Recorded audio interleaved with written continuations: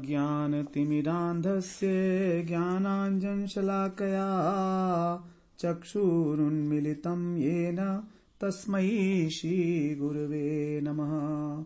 वन्देऽहं श्रीगुरो श्रीयुतपदकमलं श्रीगुरून् वैष्णवांश्च श्रीरूपं साग्रजातं सहगण रघुनाथान्वितं तं सजीवं साद्वैतं सावधूतं परिजनसहितं कृष्ण चैतन्यदेवं श्रीराधा कृष्णपादान् सहगण ललिता श्रीविशाखान्वितांश्च तमादिदेवं करुणानिधानं तमालवर्णं सुहितावतारम् अपार संसार समुद्र सेतुं भजामहे भागवत स्वरूपम्।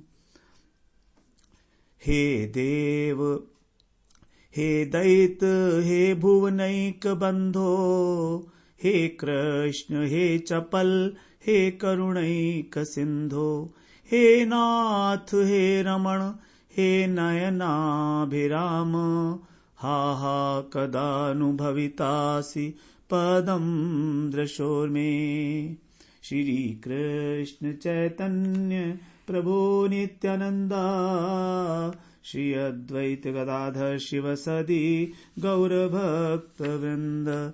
हरे कृष्ण कृष्ण कृष्ण हरे हरे हरे राम राम राम हरे हरे। हरे कृष्णा। सर्वप्रथम मैं अपने गुरुपाद पद्म ओम विष्णुपाद अष्टोत्तर शत श्री श्रीमद् भक्तिवेदांत माधव गोस्वामी महाराज के चरण कमलों में अनंत कोटि दंडवत प्रणाम ज्ञापन करता हूं। हम लोग श्रीमद् भागवत पुराण में प्रथम स्कंद में 8वें अध्याय का श्रवण कर रहे हैं, जिसमें हमारी कुंती जी की स्तुति चल रही है। कुंती जी ने भगवान से विपत्ति मांगी है, जबकि संसार में सभी लोग सुख चाहते हैं, कोई भी नहीं चाहता कि उसको दुख मिले। लेकिन जो भक्त होते हैं उनकी इच्छा भी निराली होती है, उनका दृष्टिकोण ही अलग है। इसलिए भक्त कुंती के रूप में कह रहा है कि आप हमेशा प्रतिदिन हमारे ऊपर विपत्ति दीजिए, क्षण क्षण में हमारे पास विपत्ति आए। विपदः संतु न शाश्वत विपत्ति लगातार आती रहे पद पद पर, क्योंकि जब जब विपत्ति आएगी तो भगवान बचाने के लिए दर्शन देंगे, आएंगे तो। और जब भगवान के दर्शन होंगे तो सारी विपत्ति भूल जाएगी, नष्ट हो जाएगी, विपत्ति कहां रहेगी। तो विपत्ति से पहले तो क्लेश मिलता है, लेकिन बाद में जब भगवान के दर्शन होते हैं तो भगवान की कृपा प्राप्त होती है। जीवन में एक नया उत्साह, एक नई नवीनता, एक उमंग का जन्म हो जाता है। लेकिन फिर भी ऐसा होने पर भी कुंती जी आगे कहती हैं, संसारी लोग जो है ना, ये लोग अभिमान करते हैं, कुछ ना कुछ अभिमान कर लेते हैं। अपने जन्म का अभिमान, अपनी विद्वत्ता का अभिमान, अपने ऐश्वर्य का, अपने सौंदर्य का। तो अभिमान जो है ये एक घेरे की तरह से है, एक सर्कल है। जैसे मान लो हमने अपने हाथ से ही अपने को कैद कर लिया। जैसे रेशम का कीड़ा होता है, तो रेशम का कीड़ा जब बनाता है उसको, जाल को अपने, तो उसी के अंदर खुद कैद हो जाता है। तो उसी प्रकार हम सब एक प्रकार से कैद हैं अपने अपने अभिमान में। जन्म ऐश्वर्य श्रुत श्री भी रेद माने, उससे हमारा अभिमान इन चारों चीजों से और बढ़ रहा है। तो मनुष्य में जब मद आ जाता है तो फिर उसको भगवान का नाम अच्छा नहीं लगता, वो भगवान का नाम नहीं ले सकता है, उसे नशा हो जाता है भगवान अपने मद का। मद का मतलब ही नशा है। नशे का अर्थ बोलते हैं न शम यया। शम का अर्थ होता है शांति, अर्थात जिससे कभी शांति नहीं मिलती, उसका नाम है नशा। लेकिन लोग नशा करते हैं हमें शांति मिलेगी, मगर उन्हें शांति नहीं मिलती है, उन्हें अशांति ही मिलती है वास्तव में। और विष जो है वो तो शरीर को नष्ट करता है, लेकिन ये जो नशा है हमारी बुद्धि को नष्ट करता है। और बुद्धि को नाश होने पर फिर भगवान का नाम कहां से लेगा वो। तो जब नशा नहीं होता है तभी भगवान का नाम सूझता है। फिर बाद में कुंती जी भगवान को याद दिलाती हैं कि देखो, मुझे आपके बचपन का वो दृश्य याद आ रहा है जब आपने यशोदा एक मटका फोड़ दिया था। वो मटका बहुत पुराना था यशोदा जी के पास, उनकी सास की सास ने दिया था उनको, सास की सास के जमाने का था, बहुत पुराना मटका था जो कृष्ण ने फोड़ा था वहां पर।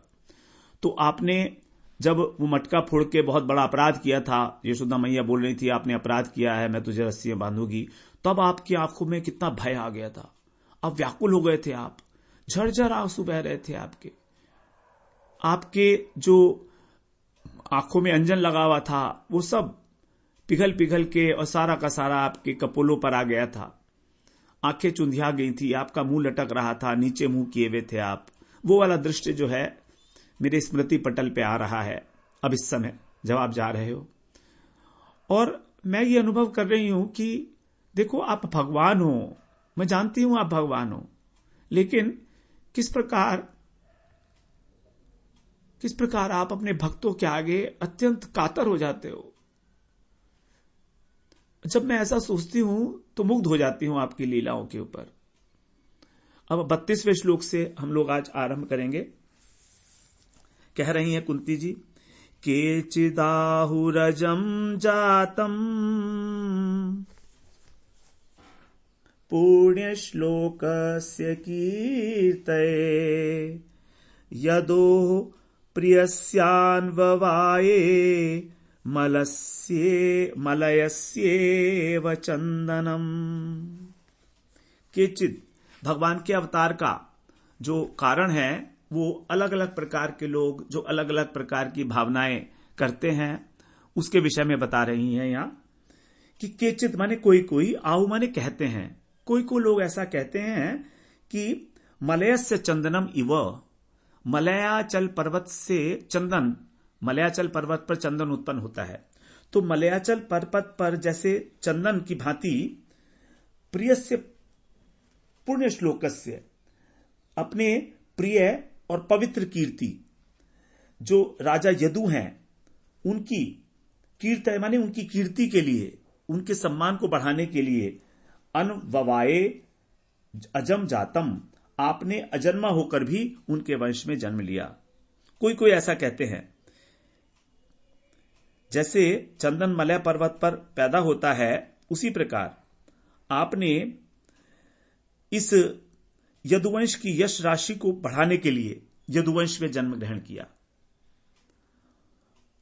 जो राजा यदु थे तो उनका यश बढ़ाने के लिए आपने उसको ग्रहण किया। जैसे कि चंदन जो है मलय पर्वत की यश का विस्तार करता है, जहां पर मलय पर्वत होगा वहां से चंदन की खुशबू आती है, तो यही है मलय पर्वत की कीर्ति का विस्तार जो चंदन के द्वारा किया जाता है। उसी प्रकार भगवान जो हैं विस्तार कर रहे हैं यदुवंश का, राजा यदु के वंश का, वहां पर जन्म लेकर। फिर आगे 32वें श्लोक में कहती हैं, 33वें श्लोक में कुंती जी, अपरे वसुदेवस्य देवक्याम याचितोऽभ्यगात् अजस्त्वमस्य क्षेमाय वधाये च सुरद्विषाम। और कोई कोई ऐसा कहते हैं केचित, अपरे का मतलब है दूसरे लोग, उनके अतिरिक्त कुछ दूसरे लोग ऐसा कहते हैं कि वसुदेव से देवक्याम, वसुदेव से देवकी में, याचित माने प्रार्थना, उनकी प्रार्थना से त्वम अजह, आप अजन्मा होने पर भी, अस्य माने इस, क्षेम का मतलब होता है कल्याण, इस जगत के कल्याण के लिए, और सुरद्विषाम वधाय, जो देवताओं से विरोध करने वाले हैं अर्थात असुर लोग हैं, दैत्य हैं, उनका वधाय माने वध करने के लिए अभ्यगात, अवतीर्ण हुए हो।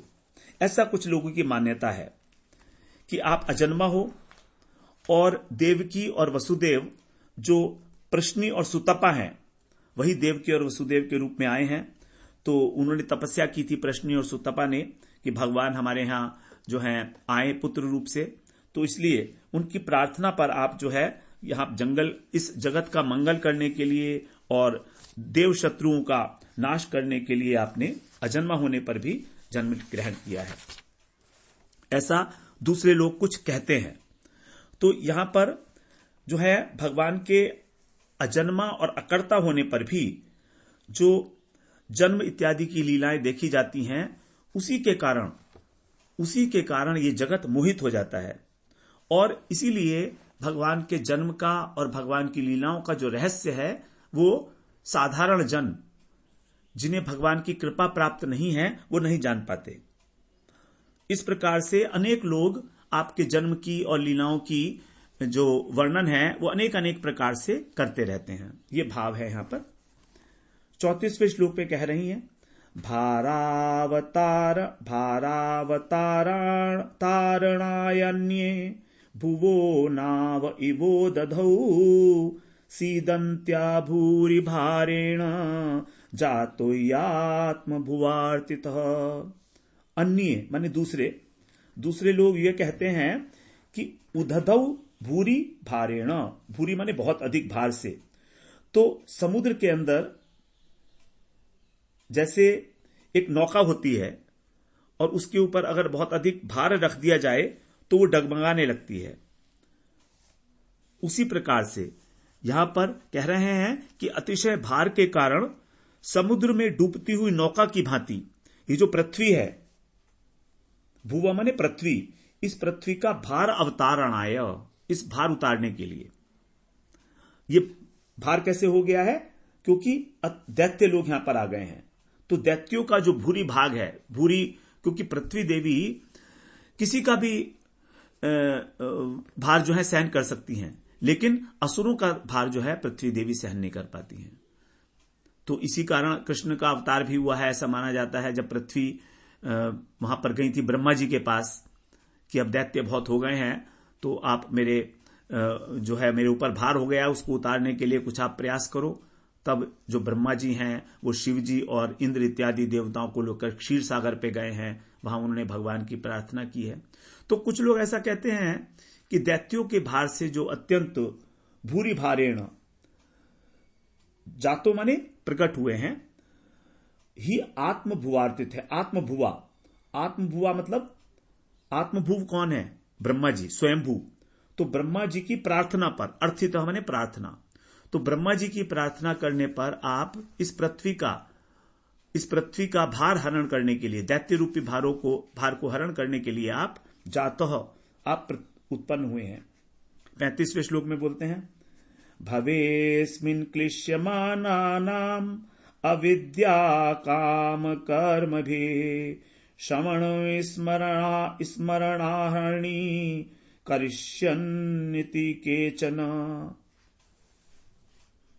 और दूसरे लोग क्या कहते हैं? भवे अस्मिन माने इस, भव माने संसार, इस संसार में अविद्या, कामना और कर्म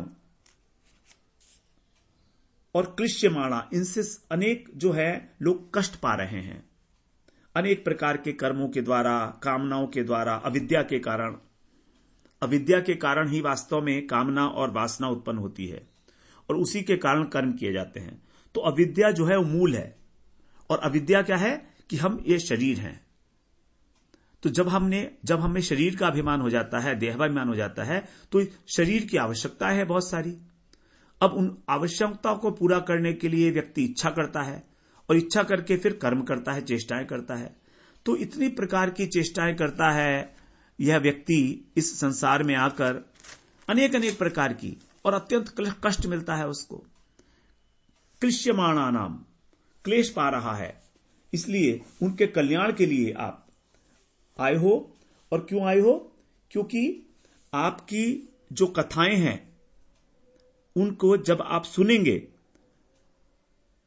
उनके मंगल करने के निमित्त जब आपकी जो कथाएं वगैरह हैं, लीलाएं हैं, उसको जब श्रवण और स्मरण करेंगे, अर्हानि का मतलब है योग्य, जो स्मरण करने योग्य हैं, करिष्यन माने करने के लिए आपने अवतार लिया है। इति केचन, ऐसे कोई कहते हैं। तो कुछ लोग ऐसा कहते हैं कि कर्मों के द्वारा, अविद्या जनित कर्मों के द्वारा और इच्छाओं के द्वारा जो संसार लोग दुख भोग रहे हैं, उन लोगों के मंगल के निमित्त उनके श्रवण स्मरण के योग्य, जो दुख भोग रहे हैं उनके श्रवण और स्मरण के योग्य उपयोगी कर्म और लीलाओं को करने के लिए आप जन्म ग्रहण करते हो। क्योंकि आप कुछ लीला करोगे तो उसका लोग श्रवण करेंगे, उसको गुणगान करेंगे, तो फिर उनका जो क्लेश है वो समाप्त हो जाएगा। तो देखिए भगवान की लीला कथा का कितना महत्व है कि भगवान की लीला कथा सुनकर ही व्यक्ति का जो जितना भी दुख है इस संसार के अंदर, 3 प्रकार के क्लेश हैं, उन सब का नाश हो जाता है। उसके लिए कोई विशेष प्रकार का कोई प्रयास नहीं करना पड़ता। लोगों पर कृपा करने के लिए आप ऐसा लीला करते हो।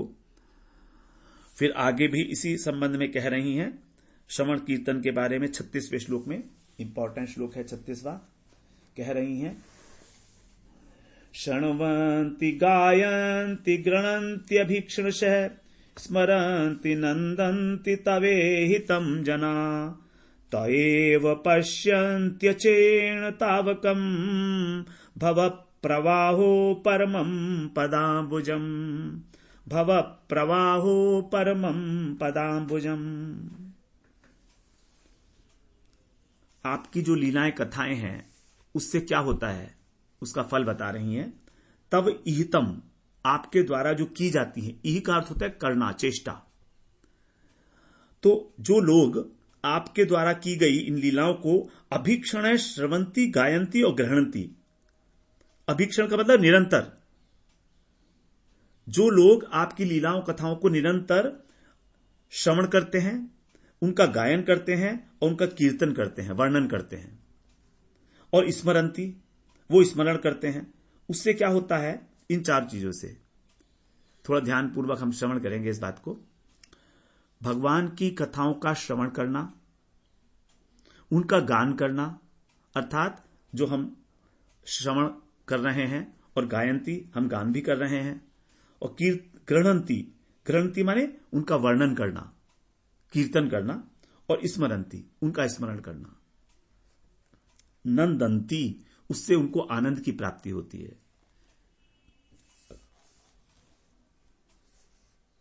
और क्या होता है, वे ही तवेव, तो माने वे लोग ही, केवल वे ही लोग जो इस प्रकार करते हैं।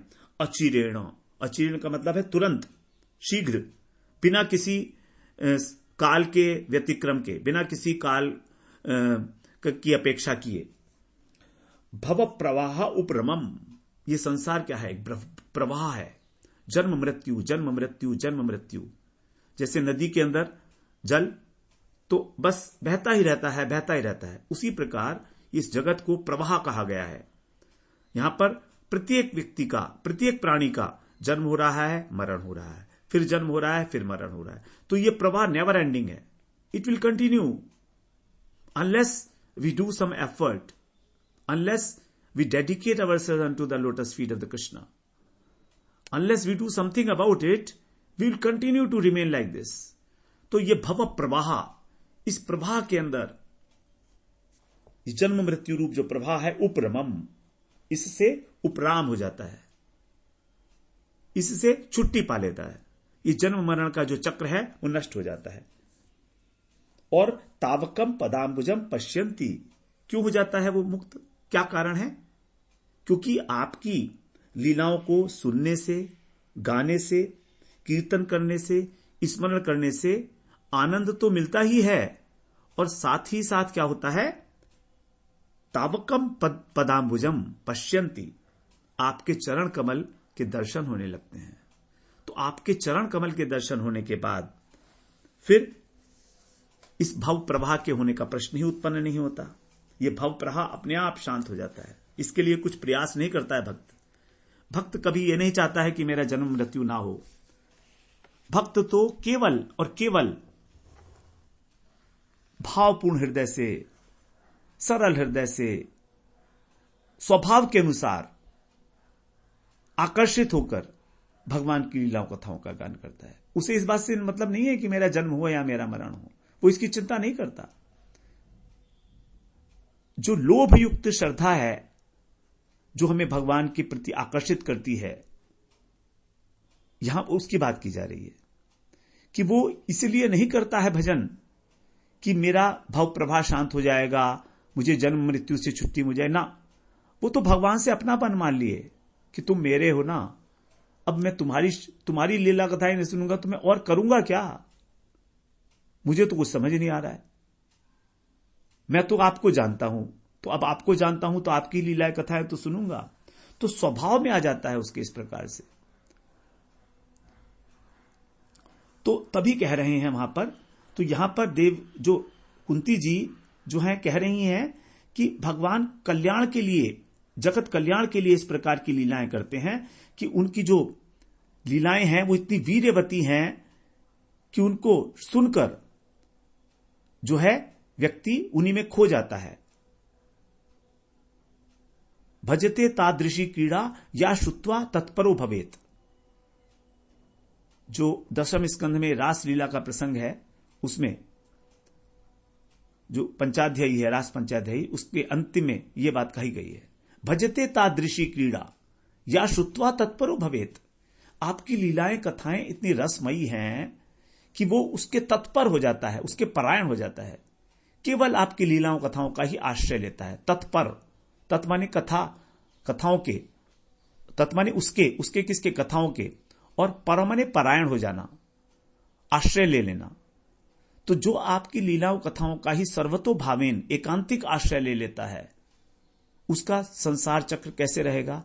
उसको तो आपके साक्षात चरणों का दर्शन हो जाता है। तो ये जो जन्म मरण से छुटकारा पाना है, ये तो आनुषंगिक फल है प्रेमा भक्ति का। जब हृदय में भगवान के लिए भाव की उत्पत्ति हो जाती है, स्थायी भाव की, कि हमारा भगवान से ये संबंध है, या तो भगवान मेरे सखा हैं, या भगवान मेरे पुत्र हैं, या भगवान मेरे प्रेमास्पद हैं, तब उस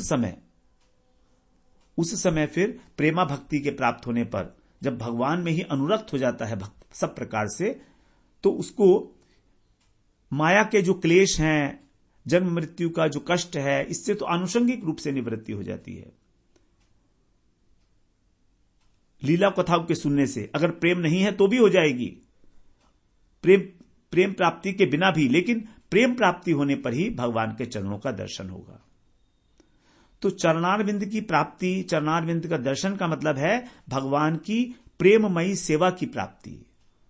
प्रेममयी सेवा का मतलब है जहां केवल प्रेम के कारण ही सेवा की जा रही है और कोई कारण नहीं है, प्रेम ही प्रेम है। मयी शब्द जो है वो मयट प्रत्यय है, तो उसका अर्थ है प्रचुरता के अर्थ में।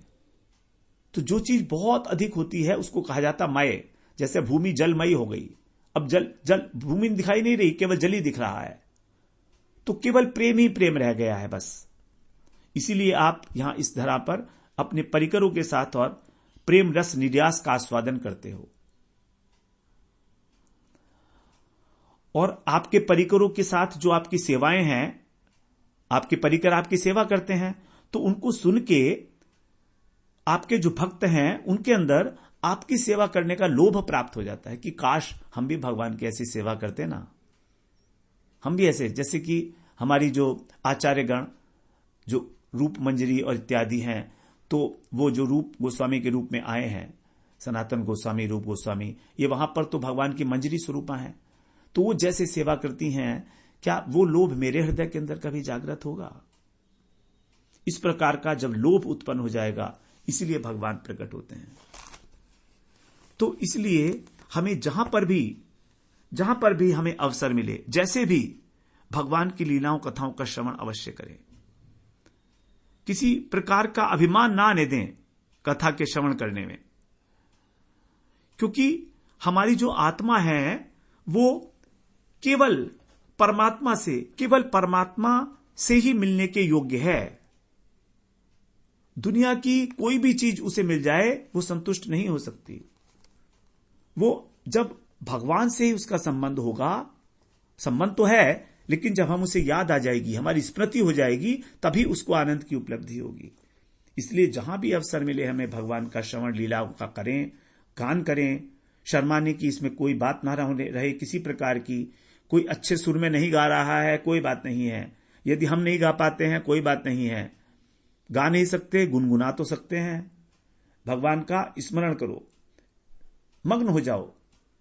तो भगवान की लीलाओं को सुनो, गाओ और स्मरण करो। भगवान की कथा ही भगवान को प्रकट करती है। भगवान की कथा ही भगवान को वश में कर लेती है। भगवान को अपने हृदय कमल में बुलाने के लिए यही एक पद्धति है जो बहुत आसान है। इसमें कुछ करना नहीं है, अत्यंत आसान। इसमें कोई योग आसन इत्यादि कुछ नहीं करना है, केवल लीलाओं का कथान का गान सुनना है, और सुनना है भावपूर्ण हृदय से।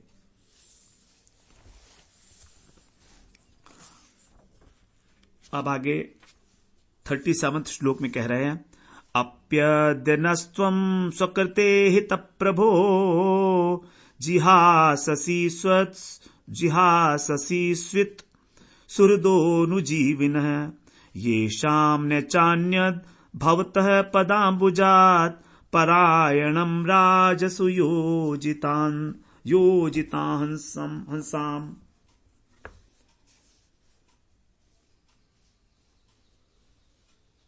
जिहाससी हंससाम, जिहाससी हंससाम। हे प्रभु, राजसु अहंसा का मतलब होता है शत्रुता।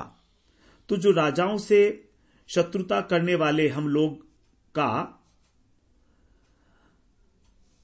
लोग जो राजाओं से शत्रुता हो गई है हमारी, हमने कितने लोगों का वध किया है पांडवों ने, तो जो शत्रुता हो गई है, अब हम आश्रितों का आपके अलावा और कोई नहीं है, कोई अन्य आश्रय नहीं है, कोई अन्यत परायणम, हम लोगों का जिनका आपके चरण कमलों से पदाम्बुजात पृथक कोई आश्रय नहीं है, और आप ही हमारा एकमात्र आश्रय हो। तो क्या आप अनुजीवन हैं? आपके ऊपर आश्रित जो जीवित हैं, हम आपके कारण ही जीवित हैं, और आपके सुहृद भी हैं, संबंधी भी हैं आपके, और स्वीकृते, आपने स्वयं जिनका हित किया है, आपने हमारा हित किया है। तो अद्यत्वम अपि स्वित्, क्या आज भी आप उनको त्याग देंगे?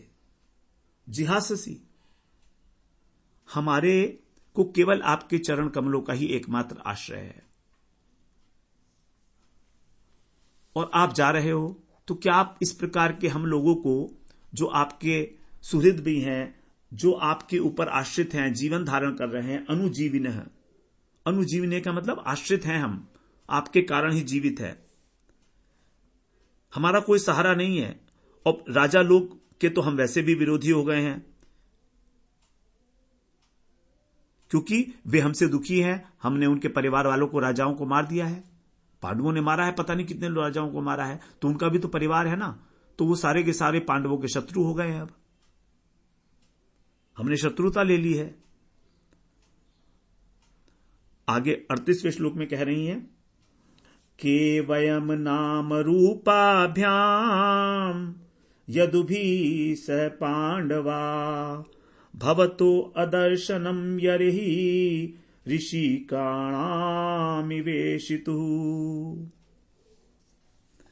वे जो विरोधी हैं, यदि वो हमारे ऊपर आक्रमण करेंगे तो हमारी रक्षा कौन करेगा?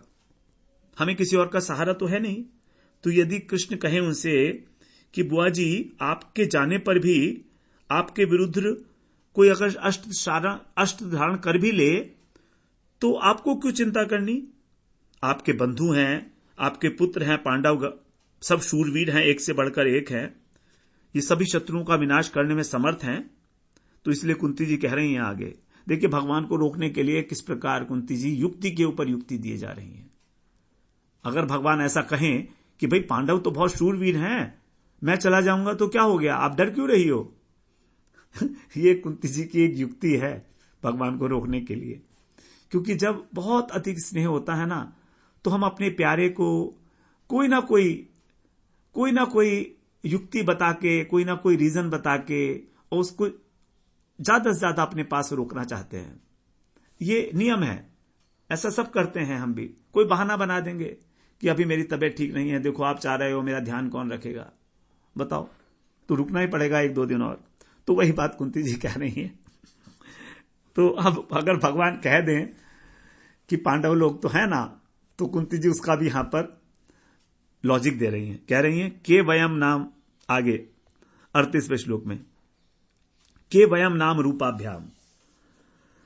ईशतु माने ईश, आप जो हैं इंद्रियों के ईश हैं, आप ऋषिकेश है ना, ऋषि का अर्थ होता है इंद्रियां, तो आप इंद्रियों के ईश हैं, भगवान का नाम है ऋषिकेश।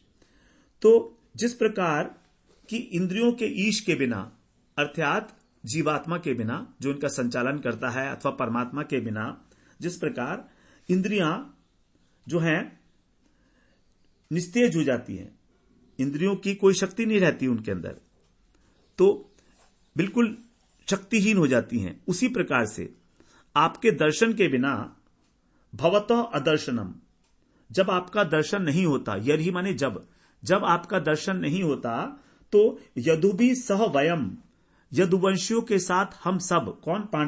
पांडवहा, यदुवंशी भी और पांडव भी, दोनों ही नाम रूपाभ्याम के, केवल नाम और रूप के ही रह गए हैं, बस इनकी कोई गणना नहीं है, ये सामर्थ्यहीन हो गए हैं, इनका कोई अस्तित्व नहीं है आपके बिना, आप ही इनके प्राण हो। यादवों के और पांडवों के प्राण हो आप। तो जिस प्रकार प्राण निकल जाने पर इंद्रियां निश्चेष्ट हो जाती हैं, उसी प्रकार से यदि आप यहां से चले गए तो ये पांडव और यदुवंशी कुछ नहीं कर पाएंगे। आप जो कह रहे हैं कि बड़े शूरवीर बनते हैं अपने को, क्योंकि यदि जीवात्मा शरीर से निकल जाए तो फिर यद्यपि सारे कान, हाथ, पैर सब होते हैं, लेकिन रूप आकृति तो रहती है, लेकिन उसमें कोई शक्ति नहीं रहती है। उसी प्रकार यदि आप छोड़ गए तो यादवों और पांडवों का केवल नाम और रूप ही रह जाएगा, नाम रूपाभ्याम, लेकिन वो हमारी रक्षा नहीं कर सकते हैं। इसलिए हे प्रभु, आप इस समय हमें छोड़कर मत जाओ। अब कह रही हैं कुंती जी आगे 39 श्लोक में, नेयं शोभ्यते तत्र यथेदानीं गदाधर त्वत्पदैरंकिता भाति स्वलक्षण विलक्षतै।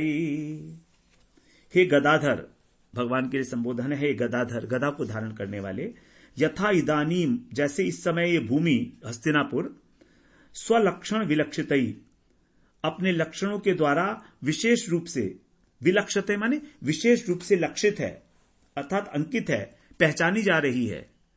कैसे? त्वत्पदई अंकिता, आपके पद चिन्हों से अंकित होकर। अब इस समय में हस्तिनापुर में हो आप, तो आपके पद चिन्हों से ये हमारी हस्तिनापुर की भूमि जैसी शोभित हो रही है, तत्र न शोभ्यते, यदि आप चले जाएंगे तो फिर इसकी शोभा नहीं रहेगी।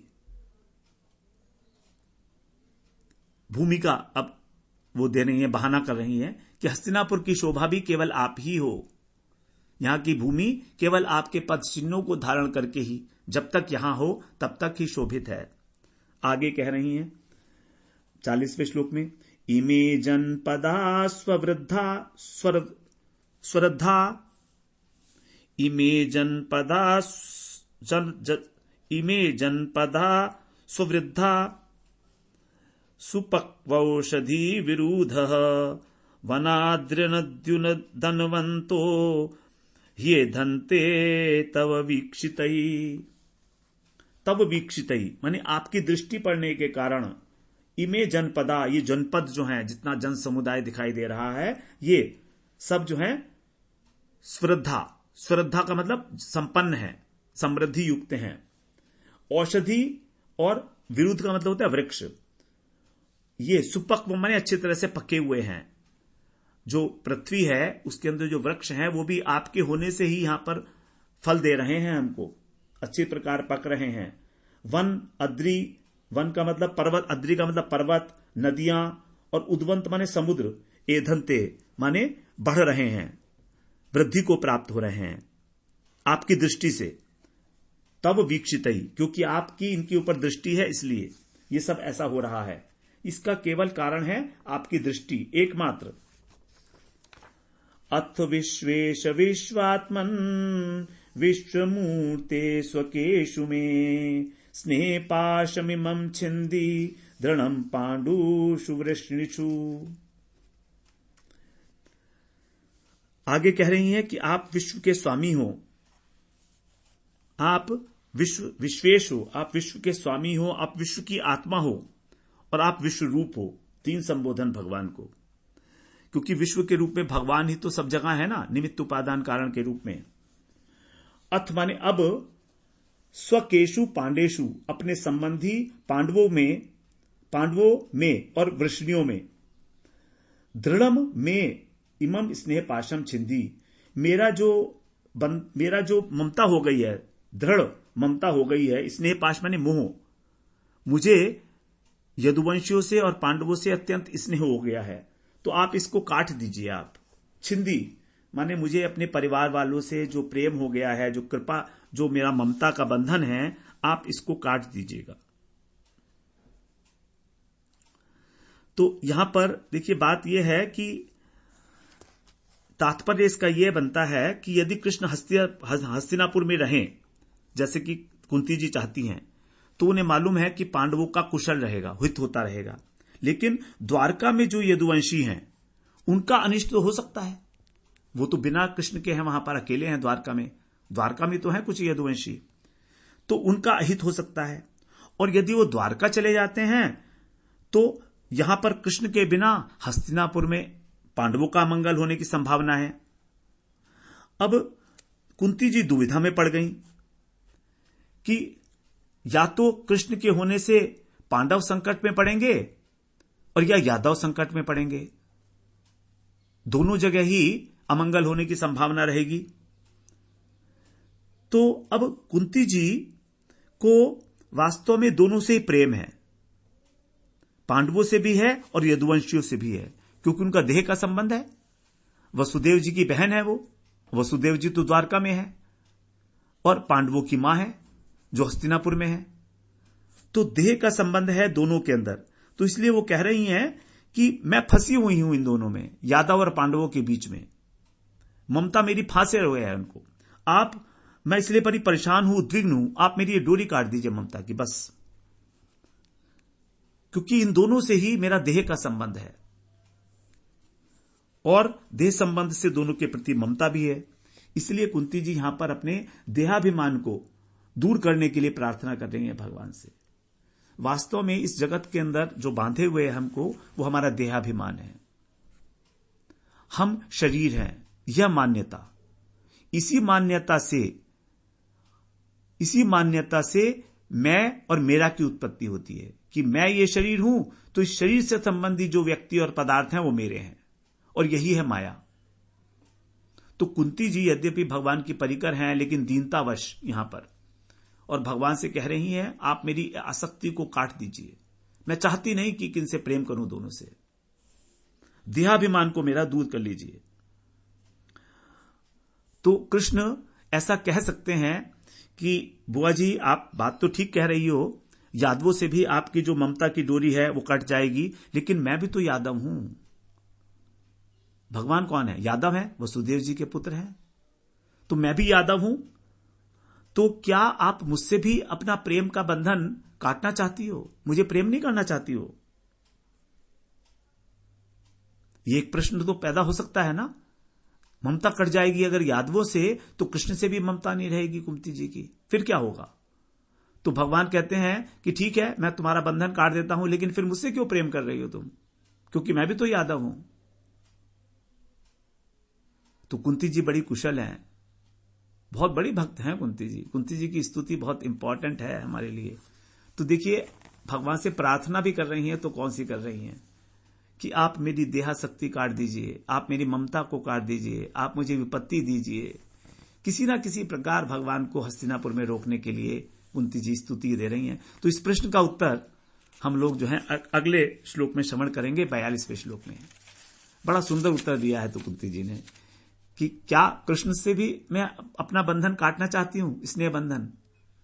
इसको हम लोग अगली बार श्रवण करेंगे। वांछा कल्पतरुभ्यश्च कृपा सिंधुभ्येव च पतितानां पावनेभ्यो वैष्णवेभ्यो नमो नमः।